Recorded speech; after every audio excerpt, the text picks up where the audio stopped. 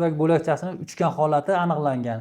Bu albatta yelka suyagining tashqi yuzasida va ichki yuzasidagi holatlar, bilak suyagini boshchasida yoriqqa xos klinik belgilar namoyon qilgan edi. Bemorimiz 64 yosh, bizga 3-4 kun burun murojaat qilib kelgan.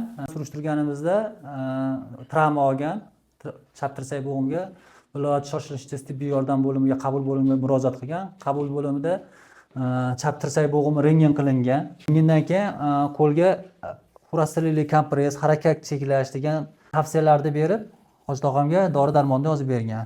Bizda kelganda 3 kun 4 kun burun kelganda bizda shikoyatlar asosiy tirsak bo'g'imidagi shish, ko'karish, harakatlarning cheklanishi, gematomalar borligiga shikoyat qilib kelganlar. Biz ko'rdik hoji tog'ani. Rentgen qidirib ko'rganimizda tirsak bo'g'imi suyaklarida nisbatan qisman suyak yuzasidan suyak bo'lakchasining uchgan holati aniqlangan.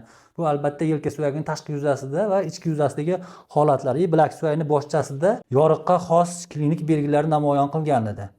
Hozir ham mana ko'ryapmiz, nisbatan 3 kun 4 kun burungi holatga nisbatan shishlar qaytgan, ko'karishlar nisbatan so'rilgan, harakatlar nisbatan mana ochilgan, bukilish, yozilishlar nisbatan og'riqlari kamaygan, harakatlar tiklangan, ko'karish, gematoma so'rilgan.